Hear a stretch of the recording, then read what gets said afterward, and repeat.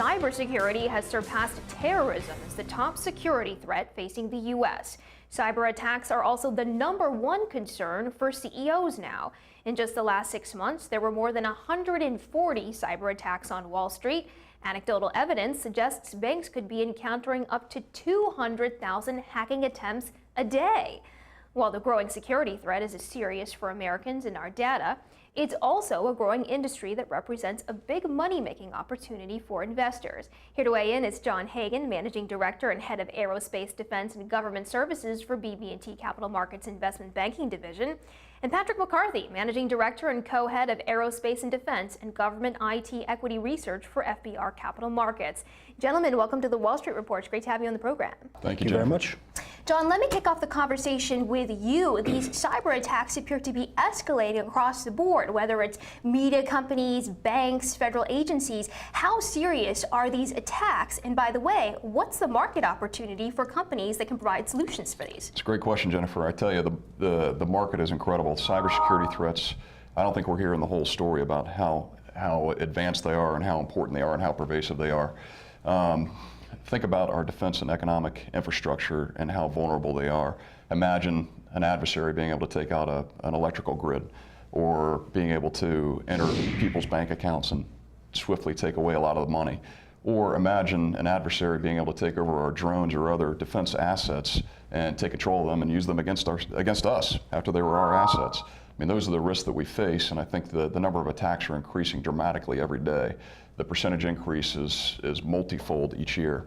As far as a market opportunity, I think the estimates that we have in our shop are it was about a $10 billion market in 2011, and we're thinking that's going to grow to about a $16 billion market in 2015. So obviously a very rapidly growing marketplace. Patrick, what are the major trends that investors need to be zeroing in on? Are there certain areas that are poised to grow faster than others? Sure. I think the most near-term trend is really a migration away from what I would call security event management, which is essentially a flare or a red flag saying there's a problem within my networks.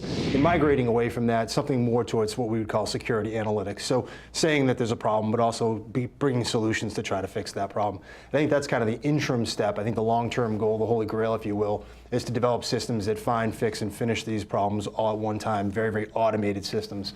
And at this point in time, that's not available as far as I know, in the public domain. I think that's really where the government's heading. So talk to me about the infrastructure right now. I mean, how outdated is it? You know, I'm not sure that, and I'm sure saying it's outdated is the right thing. I think it's a problem that moves very, very quickly. And I think in some respects, the technology that we have out there right now is not really focused on the proper mission in some respects. When we look at cybersecurity, we kind of look at it at 3 different silos. You have defending networks, which is going to be intrusion detection, it's going to be truth identification, those type of things, firewalls. And from there you move towards exploiting networks, and that's being on someone's network, collecting information, developing situational awareness. And then the government realm, you move into attacking other networks. And I think right now a lot of the software that's out there really focuses on defending networks, which is fine, it's necessary. The problem is that most of the damage is done is when someone has exploited your network, so when they've moved on to the next silo. And so I think what you'll see over time is people really focus on, you know, what can I do to protect the exploitation of my network?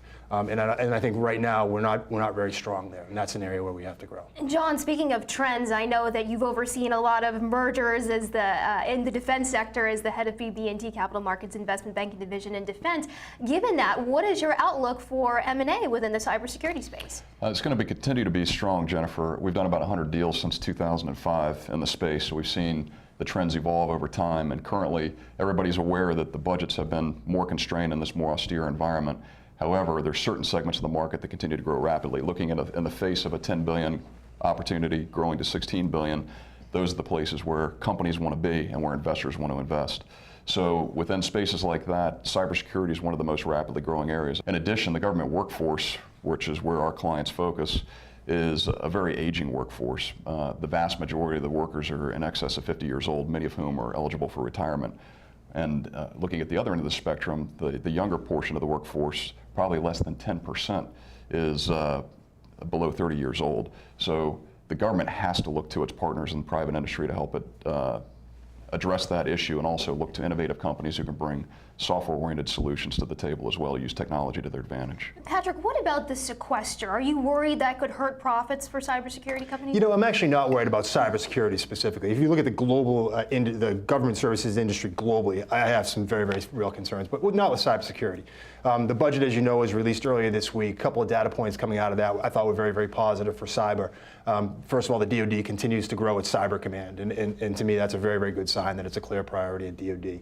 Typically, when they establish a new command, the funding that comes behind it is very, very significant. We saw this with IEDs when they were big in Iraq, and so that was a positive data point. Now, within the budget itself, cyber operations, which is a fairly sizable account within the DoD, was funded up 20.5%. So again, a very, very big number. So maybe sequestration, the group or the line item, if you will, doesn't grow as fast as you might have thought it would. But it's certainly going to grow pretty fast, in my opinion. Right. Well, let's talk about how to bank on cybersecurity. John, which companies are best positioned to benefit from government spending within cybersecurity? Well, I think what we've seen with the M&A world is all of them have been trying to get a position into the space. It's very important for them to be able to get access to the people and the capabilities and the customers that are spending the most in this arena. U.S. Cyber Command, the NSA, and the intelligence agencies have been at the leading edge of that. So we've seen a lot of transactions. So companies like Raytheon have done about a dozen M&A transactions over the last handful of years, of which we've sold about 5 of those to Raytheon.